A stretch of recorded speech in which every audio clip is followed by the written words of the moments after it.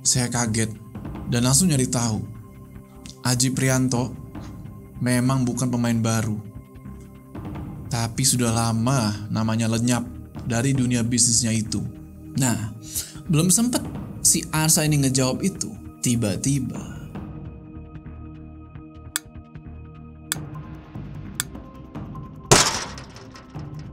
di situ Kang Wahyu langsung jalan cepet tuh ke arah pagar, dan ketika lampu udah nyala lagi, di situ Arsa cuma diem aja. Itu Bu Elis posisinya masih sama, ngomong depan cermin, matanya ngeliatin dari pantulan cermin itu ke arah Arsa, sambil terus tuh mainin rambutnya. Pelan-pelan, Arsa perhatiin mukanya Bu Elis ini berubah. Jadi sosok yang ditakutin Arsa dari kemarin. Dan ini sosok balik badan tuh ke arahnya si Arsa. Arsa gak bisa lepas dari sosok itu. Sampai akhirnya sosok itu ngebuka mulutnya kayak gini. Dan dia bilang, "Ikat nyawa."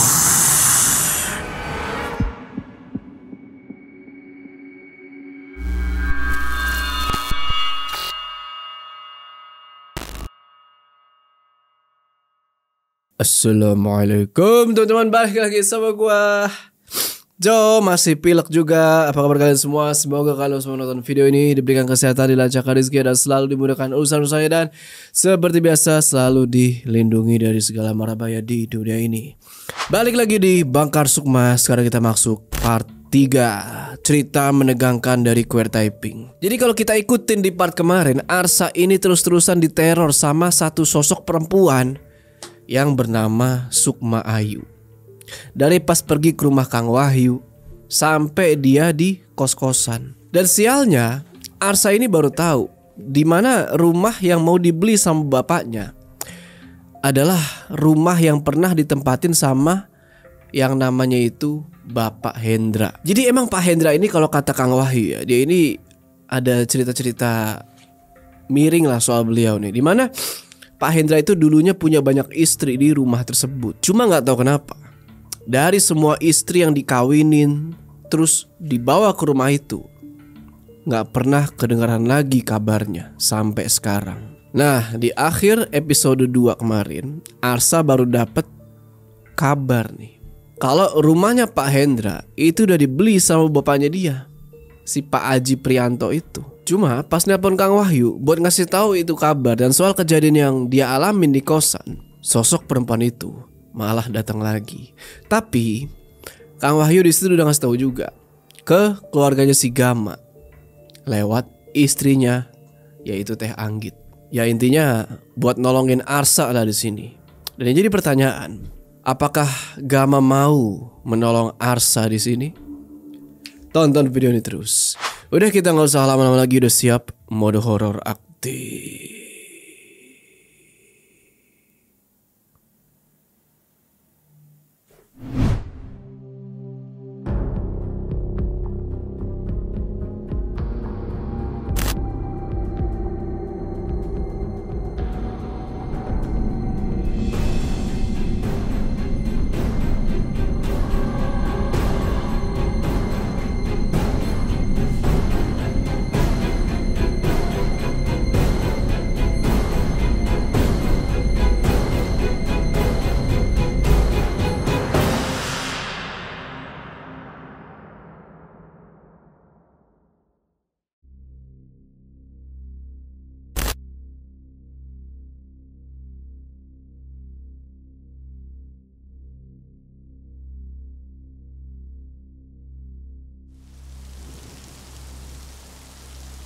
Mak bilang juga apa, Bah?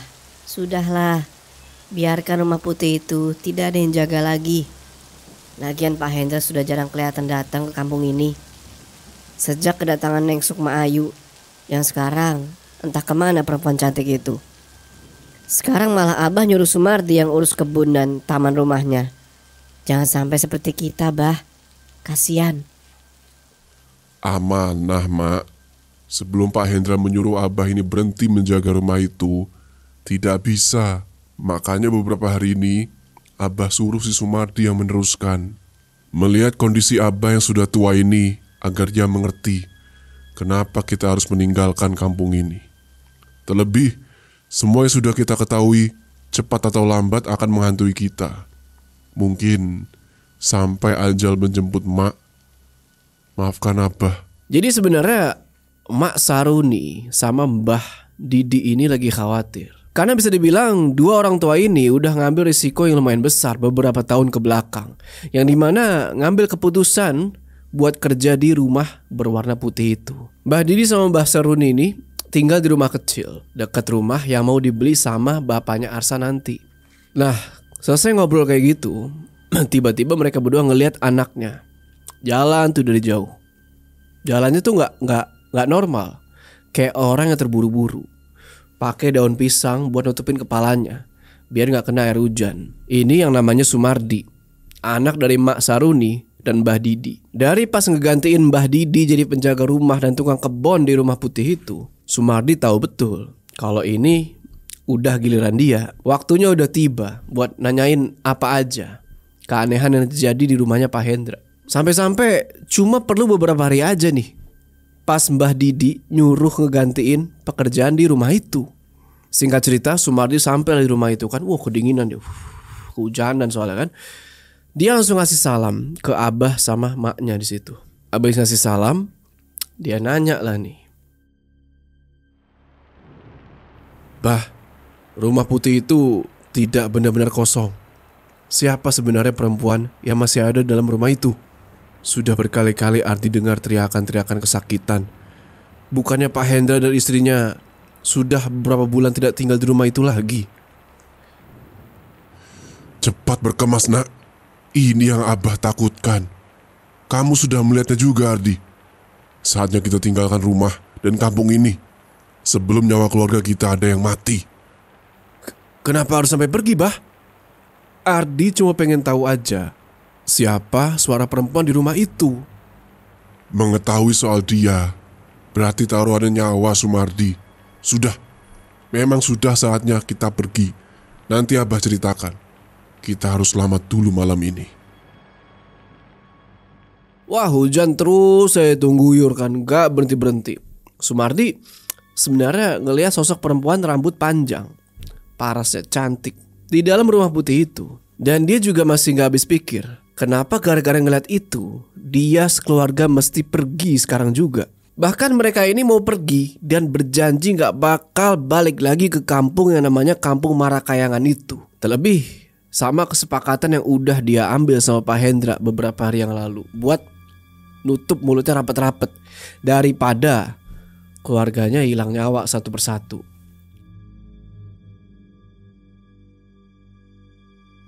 Dengar baik-baik, Mbah. Saya tidak minta pertolongan apapun sama Mbah.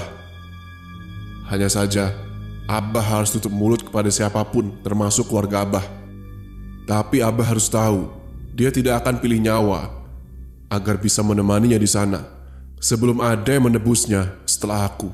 Omongan itu keinget jelas di pikirannya Mbah Didi. Apalagi tepat di kejadian di mana mereka berdua ini ngobrol. Udah ada seorang perempuan yang merhatiin itu dari balik kamar. Yang dimana ketika Mbah Didi lihat perempuan ini, itu adalah pemandangan yang paling serem yang pernah dia lihat. Seumur hidup gak pernah dia lihat perempuan senyum semenyeramkan itu. Dia paham betul omongannya Pak Hendra bukan sekedar ancaman, tapi suatu saat bakal menjadi kenyataan. Akhirnya setelah kemas-kemas mereka bertiga pergi tuh nerobos hujan deres, lari cepet sambil bawa dus-dus yang isinya itu baju-baju mereka. Pokoknya mereka pengen cepet-cepet keluar dari kampung itu. Di situ sambil lari, Mbah Didi nekenin banget ke Sumardi, kalau sampai kapanpun kamu hidup, jangan pernah balik ke kampung ini. Pokoknya nanti kalau udah aman, baru Abah ceritakan. Pokoknya semuanya kata Mbah Didi ini adalah hasil kebiadabannya si Hendra. Mereka terus tuh lari sampai ketika mereka ini mau ngelewatin hutan jati yang luas. Nah, dari belakang tiba-tiba udah berdiri nih perempuan pakai kebaya hitam, rambutnya panjang, dan dari lehernya itu udah keluar darah terus-terusan. Itu sosok kayak yang narik paksa mereka supaya mereka ini balik dan ngeliat. Dan bener aja, pas Sumardi ini balik badan, kaget ya. Bah, itu siapa? Itu perempuan yang Adi lihat di rumah Pak Hendra. Itu Sukma-Ayu. Neng Ayu. Itu Sukma-Ayu, Bah. Bukan, Mak. Bukan Sukma-Ayu. Sukma-Ayu sudah mati. Dijadikan persembahan oleh Hendra di Lewong. Ayo pergi, cepat. Biarkan saja. Bukan salah kita. Tolong aku.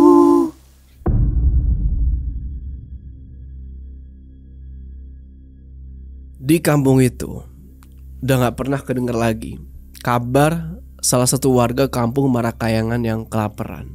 Kabar anak-anak warga yang gak bisa sekolah, atau ada yang bingung nyari bantuan, ataupun warga yang lagi sakit. Hampir semua warga tahu, yaitu dengan nyebut nama Pak Hendra aja, semua masalah apapun di kampung Marakayangan itu bisa selesai cepet.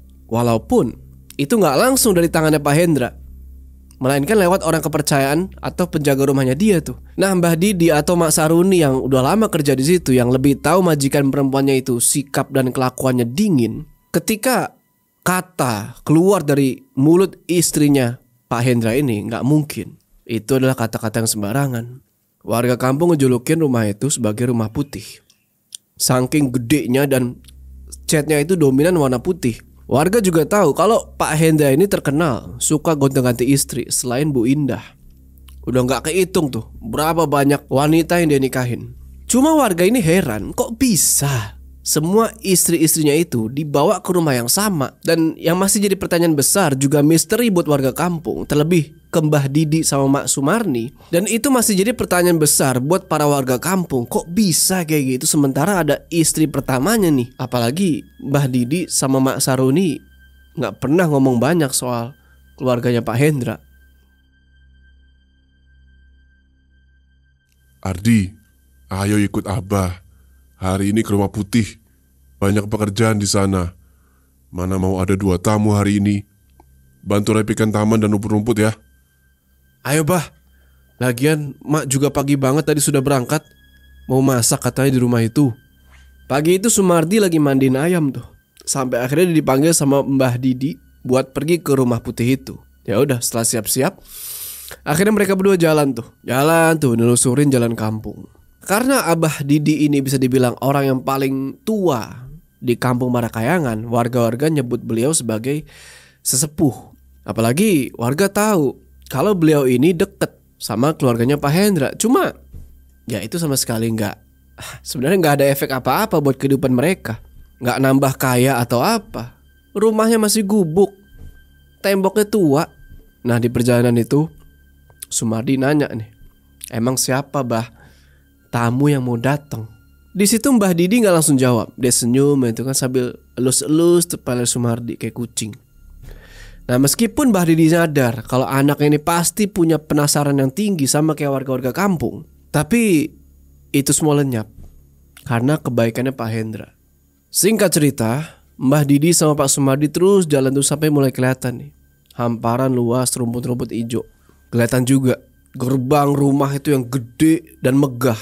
Jujur aja Sumardi kadang masih belum percaya nih kalau di kampungnya itu berdiri rumah semewah itu. Gue jabarin sedikit tentang rumahnya. Jadi di depan rumahnya aja itu ada kolam ikan, dikelilingi sama pot-pot gede yang isinya itu bunga-bunga yang gak pernah Sumardi lihat seumur hidupnya. Cuma ada di rumahnya Pak Hendra ini. Meskipun letaknya di ujung kampung, beberapa kali dia inget rumah-rumah kayak gini pernah ditunjukin sama guru sejarahnya sewaktu dia masih sekolah nih. Persis mirip kayak bangunan rumah Belanda. Tapi para warga di situ dan warga tetangga kampung itu nggak pernah ada yang tahu sebenarnya rumah ini untuk apa. Karena itu rumah nggak pernah ditempati sama banyak orang. Apalagi Pak Hendra ini terkenal sebagai pengusaha kelas kakap. Udah gede coy. Habis itu mereka berdua masuklah ke dalam gerbang rumah. Dan di situ Mbah Didi bilang, hampir telat. Ayo Ardi, cepat. Tamunya itu di belakang. siapa Bah emangnya itu? Gak pakai ngejawab pertanyaan Sumardi. Mereka berdua masuk tuh ke pekarangan rumah, ngelewatin satu mobil nih. Yang dimana di situ mereka berdua ngeliat jelas mukanya Pak Hendra. dan satu perempuan cantik yang duduk di sebelahnya Pak Hendra itu. Wah, Sumardi ngeliat perempuan itu terkagum-kagum dia. Sampai dia nanya, kok bisa ya ada perempuan secantik itu di dunia ini? Nah, Mbah Didi ngejelasin kalau perempuan itu namanya Sukmayu. Itu istri barunya Pak Hendra. Ya udah kan, karena udah gak ada yang aneh lagi, Sumardi sama Mbah Didi juga tahu kalau emang istrinya Pak Hendra ini banyak dan suka ganti-ganti. Nah di situ Sumardi cuma ngeliatin aja dari jauh perempuan yang namanya Sukmayu ini. Gak lama itu perempuan turun dari mobil, disambut sama Ila, sama tangannya Pak Hendra tuh. Gak lama pintu depan rumah dibuka lah tuh sama Mak Saruni. Dan keluar juga nih satu perempuan yang gak kalah cantik, padahal bisa dibilang usianya udah berumur.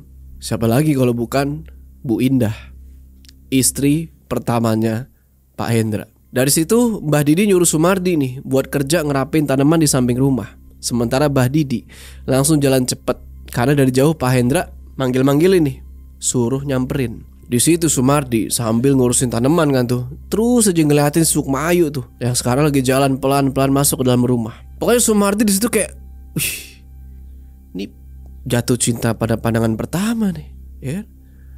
Aura kecantikan perempuan itu kuat banget, tapi Sumardi di situ ngeliat jelas Abah sama emaknya kayak lagi ngomong serius. Apalagi Mak Saruni itu kelihatan kayak lagi ketakutan. Siangnya Sumardi masih ngerjain pekerjaan gantiin Mbah Didi di situ karena Mbah Didi sama Mak Saruni ini masih ada di dalam rumah ngebantu nyiapin makanan buat si Sukmayu. Dari jendela Sumardi ngeliat Pak Hendra, Bu Indah, dan Sukmayu baru aja tuh duduk di meja makan. Dan Sumardi ngeliat jelas tuh mereka bertiga lagi ngobrol, cuma gak tahu ngobrolin apa. Tapi yang Sumardi perhatiin adalah ini beberapa kali tatapannya Pak Hendra ngarah ke Sukmayu, kayak yang punya tujuan lain. Dalam hati Sumardi bilang kan, kok gitu amat ya tatapannya, kayak yang mau berbuat jahat, padahal kan itu istrinya. Refleks aja sih Hendra ngomong kayak gitu dalam hati, kan heran aja gitu loh, kok begini amat orang tatapannya. Karena terlalu lama ngeliatin Pak Hendra, Pak Hendra sadar kalau lagi diliatin. Dia nengok langsung begini, set. Nah dari situ Sumardi langsung salting tuh. Dia langsung balik pura-pura kerja lagi dan langsung cepet pindah ke tempat lain. Kejadian barusan itu ngebuat Sumardi curiga. Apalagi selisih usia Sukmayu dan Pak Hendra itu jauh banget. Ya puluhan tahun jauhnya lah. Apalagi sekarang dari arah dapur Sumardi kayak ngelambain tangan ke arah emaknya tuh. Di situ dari jauh Mak Saruni bilang, udah sana pulang. Cuma Sumardi bilang belum beres Mak. Tapi Mak Saruni bilang udah gak apa-apa, sana pulang cepet. Tapi Sumardi ini tetap kekeh mau ngelanjutin pekerjaannya sampai akhirnya Mak Saruni bilang, ya udah cepetan kerjanya karena mau banyak tamu nih. Bahaya. Sumardi jujur aja ngedenger emaknya ngomong bahaya, bingung dong. Bahaya apaan nih? Kayak mau ngapain aja. Sekarang yang ada di pikirannya Sumardi tetap Sukmayu. Gak bisa hilang tuh muka cantiknya dia. Apalagi di usia Sumardi yang sekarang, banyak tuh anak muda sepantaran dia udah pada nikah. Ya udahlah kan, dia buru-buru tuh ngelesain pekerjaannya, nggak lupa juga dirapiin tuh bunga-bunga dan segala macem. Sambil masih itu kebayang-bayangan gimana ya caranya dapetin cewek kayak Sukmayu gitu ya. Padahal dia baru ngelihat cewek itu beberapa jam. Nah di sini sambil terus nyelesain pekerjaannya, tiba-tiba yang dari tadi Sumardi ngebayangin Sukmayu, sekarang penampilan Sukmayu yang ada di kepala dia berubah. Sukmayu yang tadinya normal di bayangannya si Ardi ini, sekarang lehernya jadi berdarah. Gak tahu kenapa bisa begitu. Sampai akhirnya karena terlalu mikirin itu, dia jadi bengong tuh. Dan Mbah Didi yang ngelihat itu langsung panggil, woi Di, kerja sih kerja, jangan melamun dong, nanti kena jari kamu tuh, kamu gunting rumput. Sumardi kaget itu kan, dia bilang, Abah, kirain siapa? Kirain, kamu ini kerja sambil senyum-senyum. Abah lihat dari kejauhan. Mak kamu tuh di dapur, sudah suruh kamu pulang. Ini belum beres Bah, tinggal deket jendela sebelah sana, dikit lagi. Sumardi ngomong jendela itu sambil nunjuk ke arah jendela yang dimaksud. Yang dimana di situ kalau lihat ke dalam itu ada Sukma Ayu lagi duduk sendirian. Nah, baru aja Sumardi ngelepasin gunting rumput sama ngelap-ngelap keringat begini, tiba-tiba ada mobil mewah masuk ke dalam gerbang. Sumardi sama Mbah Didi ngelihat itu, tapi Ardi ini ngelihat ada tatapan yang beda dari muka bapaknya itu. Ketika mobil mewah itu parkir, turunlah nih satu laki-laki yang jauh lebih muda daripada Pak Hendra. Dari belakangnya diikuti sama laki-laki tua yang penampilannya agak beda.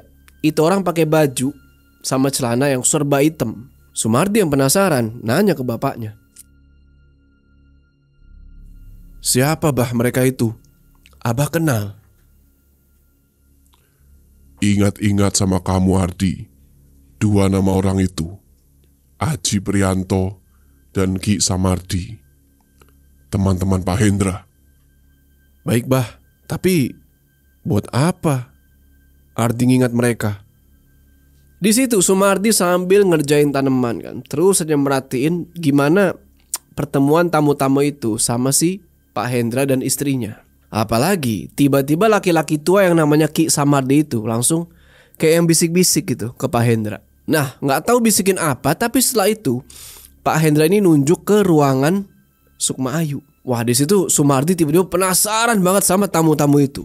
Gak lama Mbah Didi bilang, "Udah sana, selesaiin pekerjaan, terus pulang." Habis itu Mbah Didi langsung jalan tuh ke arah Pak Hendra sama yang lainnya. Sementara Sumardi jalan tuh ke arah rumput deket jendela. Jantung udah deg-degan nih. Di situ dia ngelihat Sukma Ayu masih duduk dan kelihatan sekarang lagi ngobrol sama Mak Saruni. Sambil ngeliatin Sukma Ayu itu kan, Sumardi ini ngomong dalam hati, kayak, "Duh, cantik banget, sesuai namanya, Ayu."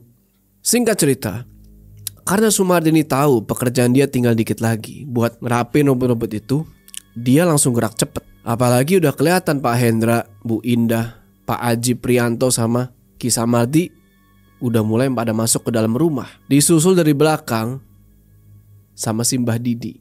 Lagi asik-asik kerja tuh sambil keringetan kan. Saat tiba-tiba Sumardi ngelihat ada yang aneh. Dia ngelihat jelas dari balik jendela itu Ki Samardi ngusapin tangannya ke kepalanya Sukma Ayu. Heran Sumardi di situ karena bukan kayak yang pertama kali ketemu.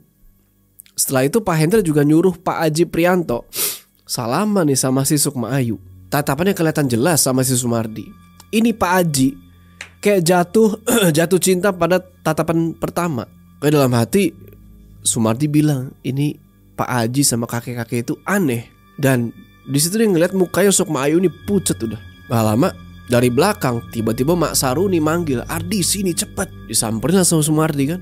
Pokoknya Mak Saruni di situ nekenin, "Udah cepet pulang, jangan banyak cincong." Padahal Sumardi ini pengen nanya tentang apa yang baru dia lihat nih, apa nih maksudnya ngusap-ngusap kepala segala macem. Tapi ngelihat emaknya itu marah nggak kayak biasanya, itu ngebuat Sumardi nggak ada pilihan selain nurutin kata-kata beliau. Ya udah kan, akhirnya Sumardi pergi ninggalin rumah itu sambil nyimpen rasa penasaran.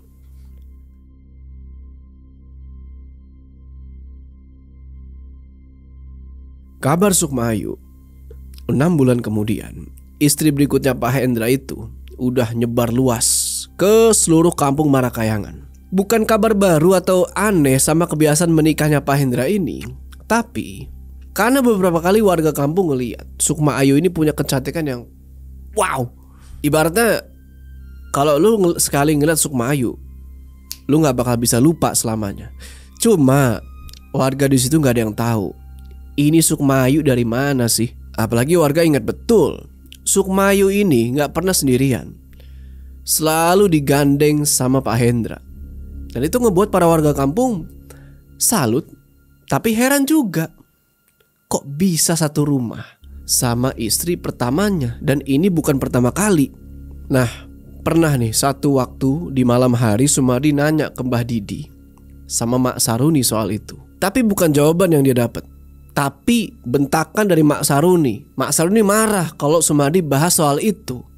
Ya, itu ngebuat Sumardi mau gak mau pelan-pelan ngelupain kejadian itu. Meskipun dari kedatangannya Sukma Ayu di rumah tersebut, Mbah Didi sama Mak Saruni ini gak pernah sekalipun ngobrolin soal Sukma Ayu sewaktu ada di rumah putih tersebut. Mereka berdua kayak nyimpen sesuatu gitu loh, sesuatu yang gak boleh Sumardi ini tahu. Nah di situ posisinya Mbah Didi belum pulang. Ditanya lah sama Mak Saruni. Tumben ya Ardi, abah kamu ini belum pulang. Padahal sudah larut malam. Paling masih di rumah Pak Hendra, Mak. Atau ada pekerjaan yang belum selesai aja. Mak aja tadi pulangnya sore banget. Semoga tidak jadi pergi dan tidak ikut campur. Ikut campur apa memangnya, Mak? Pak Hendra dan Nek Sukmayu itu. Nah di sini yang aneh, Mak Saruni tiba-tiba ngehentiin obrolannya. Dia kayak mau nyampe sesuatu, tapi ditahan nih. Sesuatu yang dia tahu selama ini ketika jadi pembantu di rumahnya Pak Hendra. Dan itu semua ngebuat Sumardi langsung natap serius nih kan, nungguin. Ngomong gak lo gitu kan. Tapi tetap Mak Saruni ini gak ngomong apa-apa lagi. Beliau langsung jalan tuh ke arah kamar. Dan itu buat Sumardi jadi gregetan kan. Mak ini kalau ngomong kok gak dilanjutin gitu kan. Tapi Mak Saruni bilang, udah, pokoknya malam ini jangan keluar. Tunggu abah kamu pulang. Ya udah kan, jam 11 malam tuh, bingung mau ngapain. Akhirnya Sumardi pikir ya udahlah, dengerin radio aja lah. Itu pun radio yang udah hampir rusak tuh. Nyalain radio kan, kesak sambil ngerokok. Mbah Didi belum juga kelihatan dan belum ada tanda-tanda mau pulang. Sementara Mak Saruni udah tidur di dalam kamar.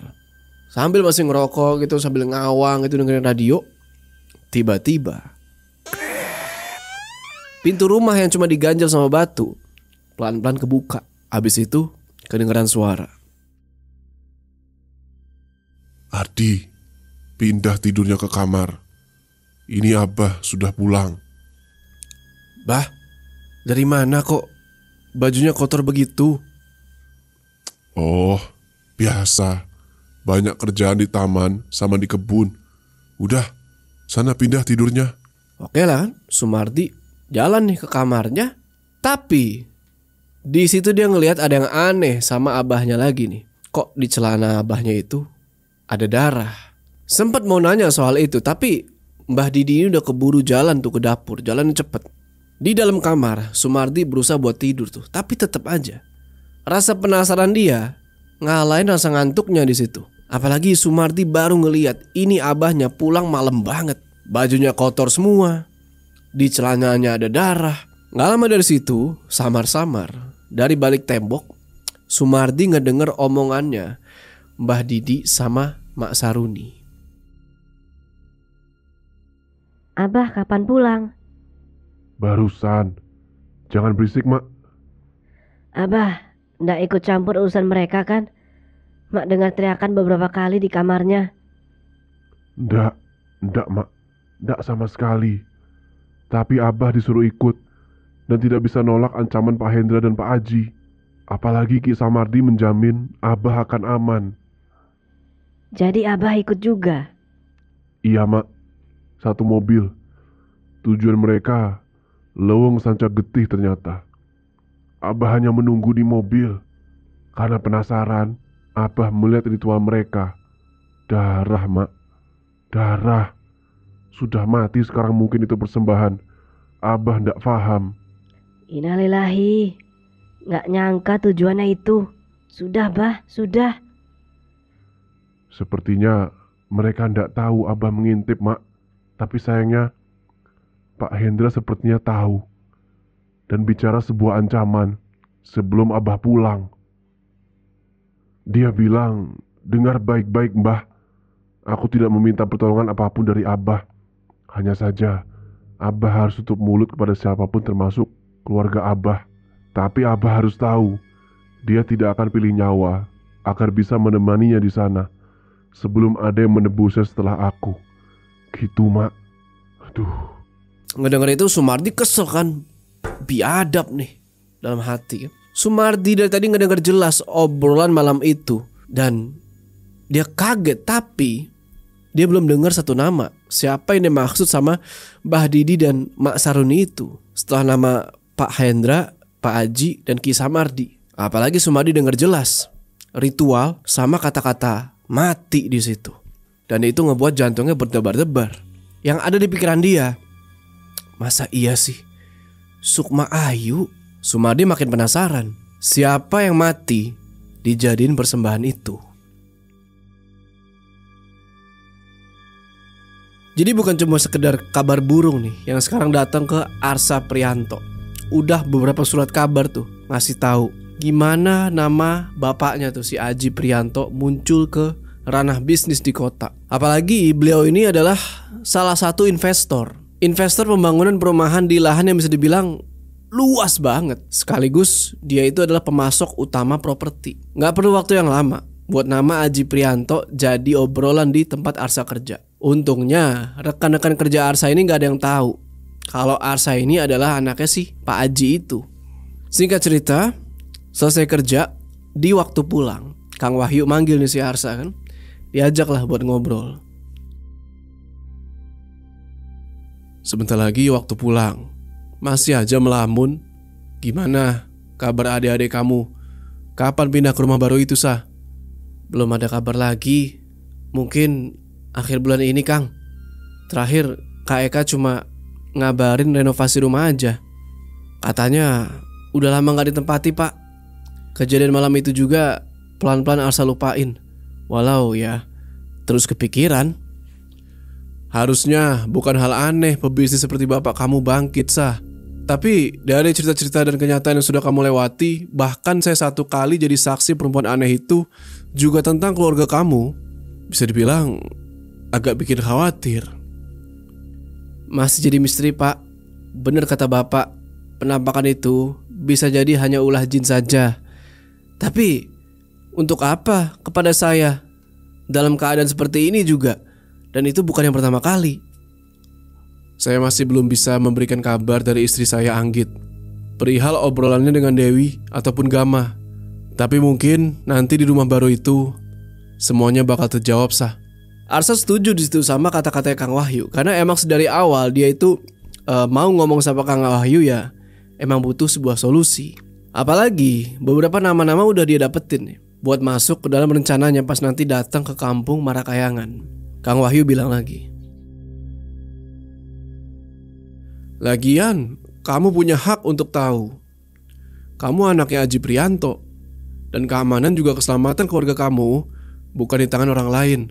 Yang utama ada di tangan kamu. Gama dan keluarga saya juga sedang dalam masalah sebenarnya. Semoga setelah selesai saya akan coba bicara ke Gama.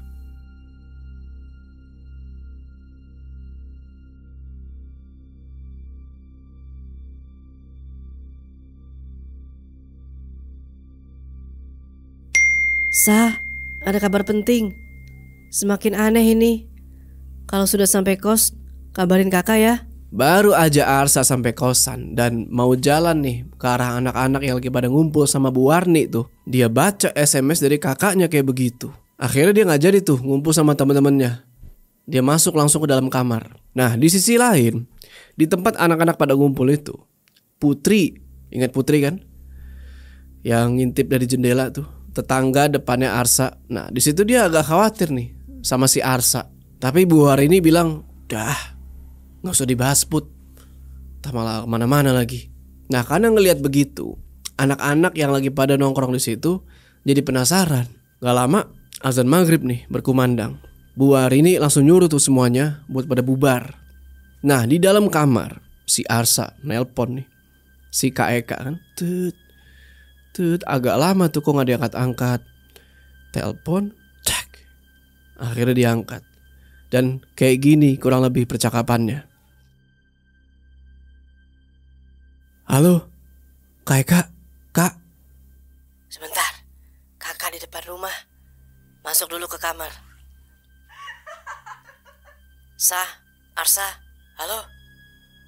Sebentar Kak, itu Dinda, Ibu, sama Nenek lagi bahas apa? Kok kedengarannya ceria sekali? Oh itu, rumah baru besok mau kita tempati, Sa. Mereka lagi ngeliat gambar kamar dan banyak ruangan di rumah itu. Nanti kakak kirim alamat lengkapnya. Tapi ada yang lebih penting dari kabar itu, Sa. Apa kak? Kabar bapak lagi ya? Sudah 3 kali dalam seminggu ini, bilangnya selalu melihat rumah baru dalam perbaikan. Tapi Sa, setiap pulang ke rumah tengah malam, bajunya selalu kotor. Kayak habis dari hutan. Kita udah sama-sama dewasa, Sa. Kakak dengar jelas suara ketawa dan desahan. Tapi bukan ibu. Bukan suara ibu, tapi suara perempuan lain di kamar bapak. Itu setiap bapak pulang larut malam dan dalam keadaan kotor. Tapi kak, keadaan Dinda sama ibu dan nenek gimana? Takut malah kejadian kayak waktu itu ibu sakit. Dinda yang semakin dekat dengan nenek dan ibu. Malah mereka bertiga yang sekarang kayak ngejauhin kakak. Kakak gak bisa bicara lama-lama, takutnya mereka curiga. Pokoknya besok kamu pulang ke rumah baru sebelum bapak sendiri yang hubungi kamu, Sa. Abis telepon itu keputus, tiba-tiba pintu kamar kosannya Arsa ini ada yang gedor. Dar, ya kan? Langsung aja Arsa samperin tuh pintu. Dia keluar kan, karena suara hantaman ke pintu itu bukan kayak pakai tangan, tapi kayak digetok pakai entah benda apa itu.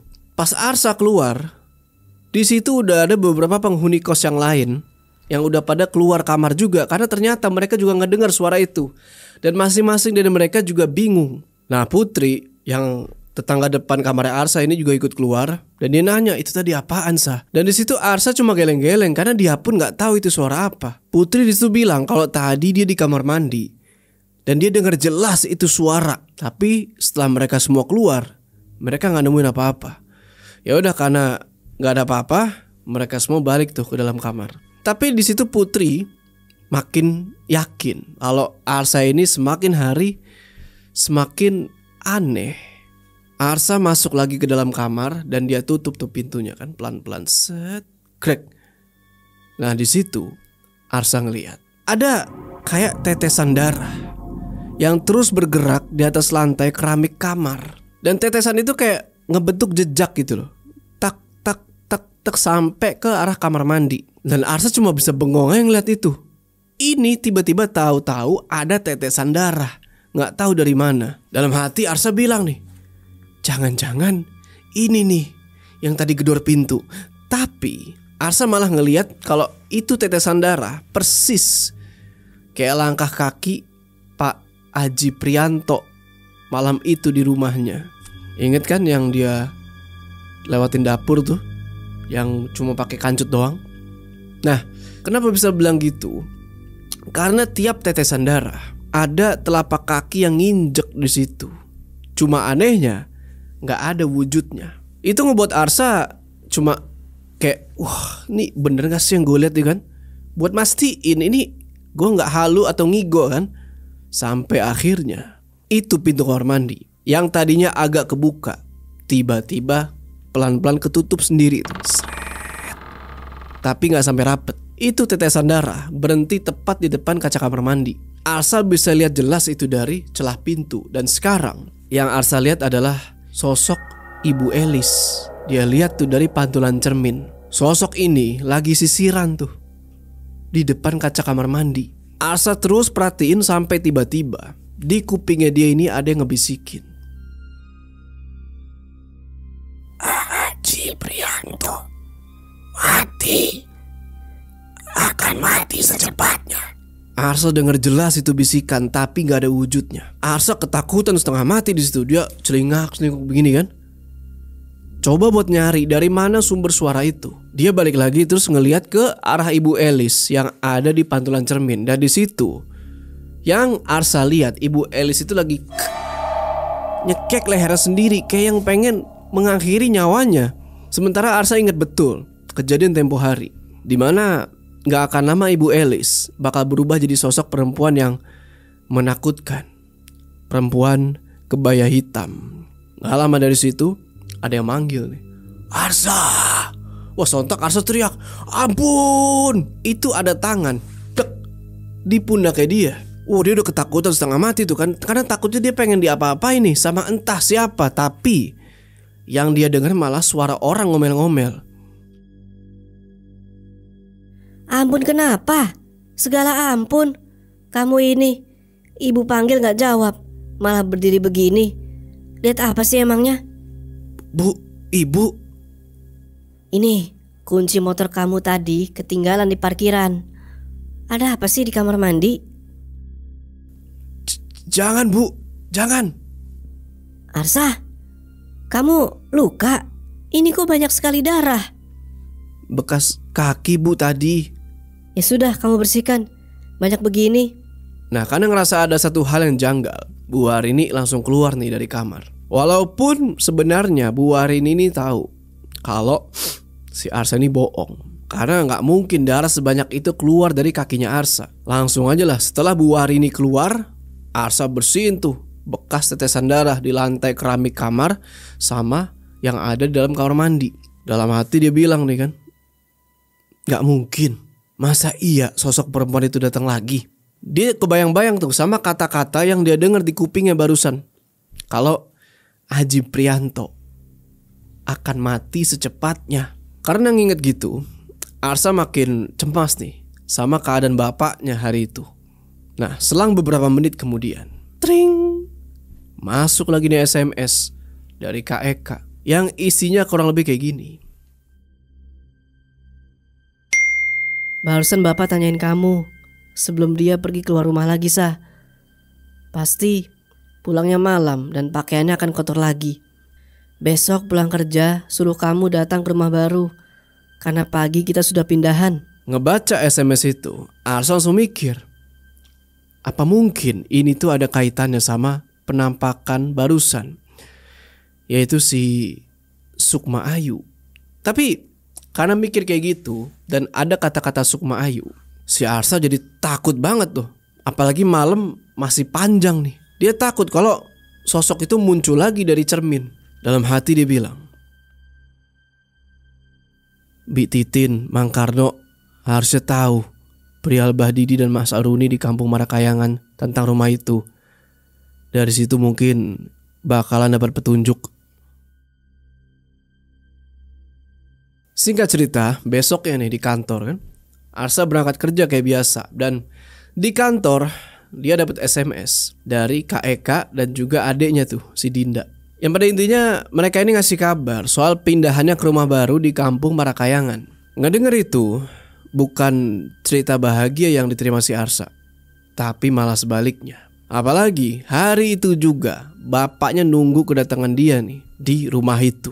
Wah, di situ pikirannya Arsa jadi kacau balau. Gak jarang juga rekan-rekan kerjaan di kantornya itu kayak khawatir gitu sama keadaannya Arsa. Yang menurut mereka Arsa ini selama 1 bulan belakangan ini aneh banget. Kelihatan sering melamun, sendirian, tatapannya kosong. Begitu juga sama Kang Wahyu yang terus-terusan tuh nyari tahu kemana nama seorang Hendra Dewa Marwan yang hilang tanpa jejak. Sampai-sampai temannya yang sekarang berbisnis sama Pak Haji itu gak ngasih informasi sama sekali. Di ruangan kerja Arsa, beberapa rekannya udah pamit duluan tuh buat pulang. Karena ya emang itu sudah waktunya orang-orang pada pulang. Apalagi hari udah semakin sore. Kelihatan lah Arsa sama Kang Wahyu ini lagi ngobrol serius. Di hadapan mereka itu ada beberapa lembar kertas yang isinya adalah data-data yang Kang Wahyu punya. Nah, ngelihat kertas-kertas itu, Arsa nanya, berarti memang sudah lama hilang ya Pak? 5 tahun dan 7 tahun yang lalu masih kelihatan sebagai pebisnis sah. Sisanya 3 tahun yang lalu hilang. Malah sekarang seolah digantikan nama besar Haji Prianto yang muncul. Kabar Hendra ini unik. Mungkin teman lama bapak kamu juga. Masih ingat kamu pernah sebut bapak kamu beli rumah itu dari temannya? Iya Pak, bener. Apalagi sekarang Arsa pulang buat nemuin keluarga termasuk bapak ke rumah baru di kampung Marakayangan. Mungkin dari penjaga rumah baru itu kita bisa tahu dan mencari informasi dari Bah Didi dan Mak Saruni yang pernah bapak katakan. Bener sah, dari sana mungkin apa yang mau kamu tahu terjawab. Bawa aja data ini, siapa tahu nanti berguna. Besok, kalau emang gak bisa masuk, izin aja. Besok juga Jumat, pekerjaan gak terlalu banyak. Sekarang SMS dari Kak Eka sama Dida terus masuk ke HP-nya Arsa, tapi gak ada satupun yang dia jawab. Dia cuma ngebaca alamat rumah nih, yang terus dia coba apalin buat nantinya nanya-nanya di sana. Arsa jalan lah ke kampung Marakayangan pakai motor yang biasa dia pakai tuh. Singkat cerita, sesampainya dia di dekat kampung itu, tepatnya di jalan luar dari jalanan kota. Waktu itu malam udah lumayan larut. Arsa sama sekali belum nemuin orang atau warung yang dia bisa tanyain soal alamat di situ. Arsa lewatin tuh kebun, sawah, tapi sama sekali belum nemuin patokan jalan. Padahal Arsa udah beberapa kali nih mastiin sambil bawa motor dia lihat HP nih. Dia ngecek terus tuh alamat yang dikasih sama Kak Eka. Dia terus jalan sampai akhirnya mulai kelihatan sama dia nih ada beberapa rumah warga, tapi rumah warga ini agak kepisah-pisah jauh gitu. Mungkin Arsa ini udah masuk makin dalam ke dalam kampung itu. Terus jalan, nah akhirnya dia ngeliat nih ada satu pos ronda dan ada 3 orang yang lagi nongkrong di situ. Wah, itu ngebuat dia jadi lega dong ya kan? Ada yang bisa gue tanyain nih. Ya udah, Arsa samperin lah pos ronda itu kan. Sret, parkir. Dia nanya ke orang-orang yang ada di situ. Pak, maaf, mau tanya alamat. Kumaha Jang? Mau tanya apa? Ini Pak, permisi. Ini sebelah mana ya rumahnya? Katanya di kampung ini. Oh, iya mah Pak Haji yang punya rumah baru di sebelah sana, di ujung banget. Lurus aja. Anehnya, pas ngedenger nama Pak Haji, 2 orang lainnya yang ada di pos ronda itu ngeliatin Arsa pakai tatapan yang aneh. Tapi di situ Arsa ngejelasin juga kalau Pak Haji ini siapa dan segala macam. Salah satu dari bapak-bapak itu bilang, Mang Karno sama Bi Titin itu yang kerja di sana. Gak disangka mereka mau. Apal baheula kumaha. oh gitu, makasih atuh Pak, saya pergi dulu. Sami-sami Jang, hati-hati ya. Arsa coba ikutin tuh arahan dari yang ada di pos ronda tadi kan. Set.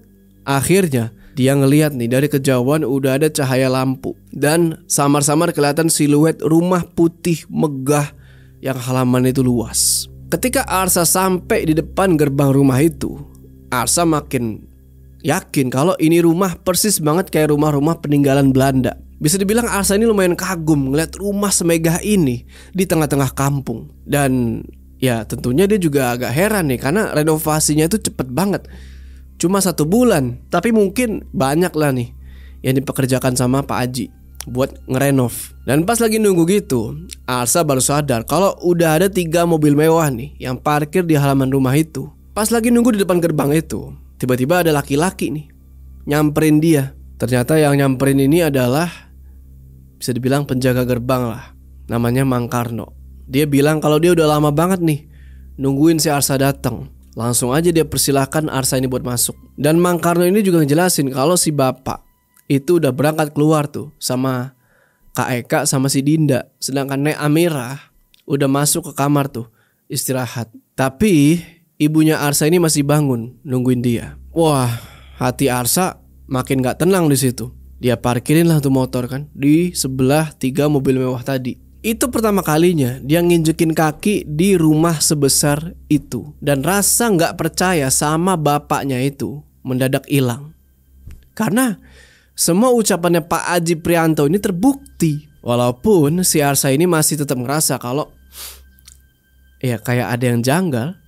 Habis itu Mang Karno langsung ngajak Arsa nih buat nemuin Bu Elis yang lagi duduk di pojok ruangan. Singkat cerita, ketika sampai di tempat ibunya duduk, wih, Arsa kaget tuh.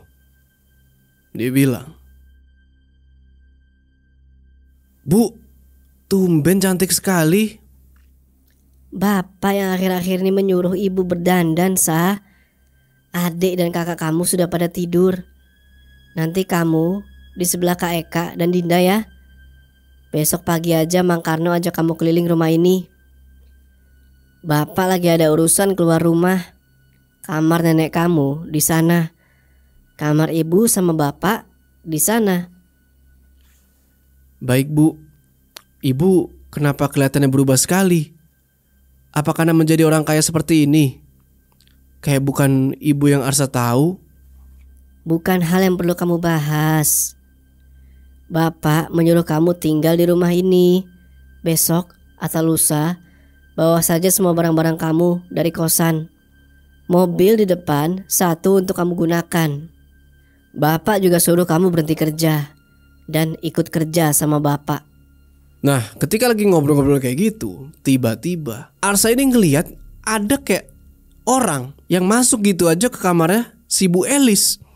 Sontak Arsa tanya dong, "Bu, itu siapa Bu yang masuk ke kamar?" Bu Elis jawab, "Oh, itu Bi Titin. Paling mau ngeberesin tempat tidur." Padahal Arsa tahu dan yakin Bi Titin sama Mang Karno itu udah pamit pulang tadi. Apalagi rambut itu perempuan disanggul dan cara jalannya itu beda. Nggak pakai ngomong apa-apa lagi, Bu Elis dengan tatapan yang dingin kosong, dia jalan balik tuh ke arah kamar. Ya udah, Arsa juga langsung jalan tuh ke kamar dia yang sebelumnya dikasih tahu sama Bu Elis. Nah, sebelum sempet sampai di kamar, Arsa ini ngeliat kamar di sebelah kamar dia itu kebuka.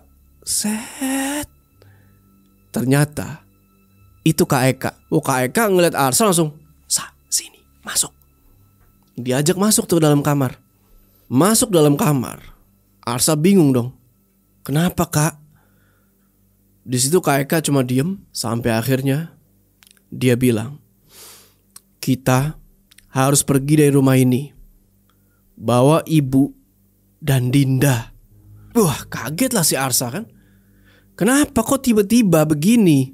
Di situ Kak Eka ngejelasin kalau tadi habis maghrib Mang Karno sama bapak itu nyiapin sajen di atas satu wadah tampah. Terus ada kemenyannya, ada darahnya, banyak tuh dimasukin ke dalam wadah.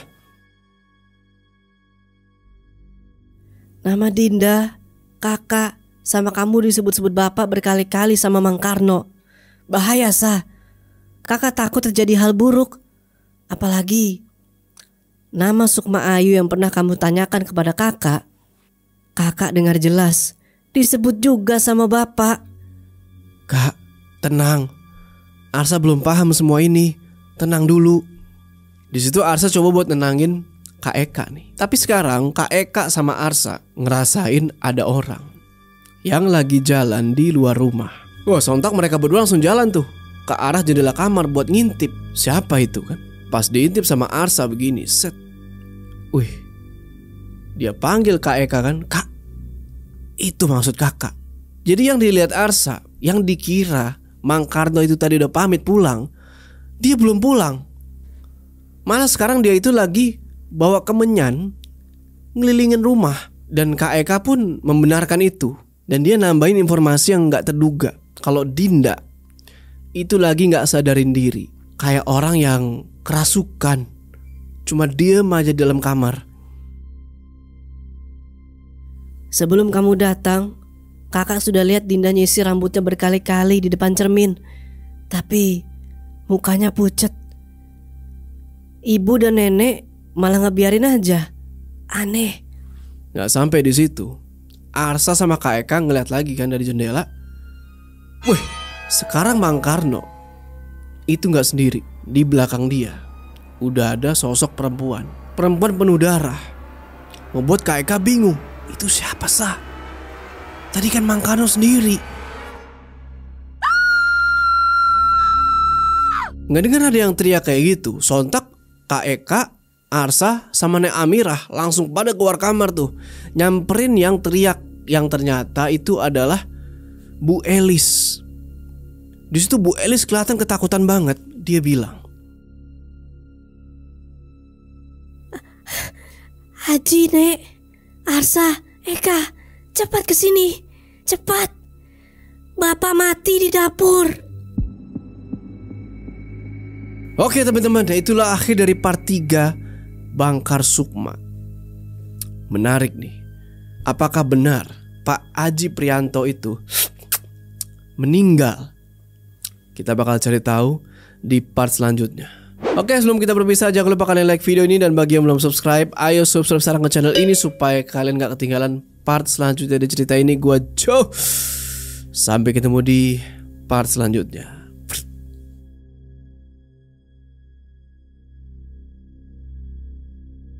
Nah gak lama Nek Amirah bilang, ayo Elis, itu Hendra, Ki Samardi sama Joni.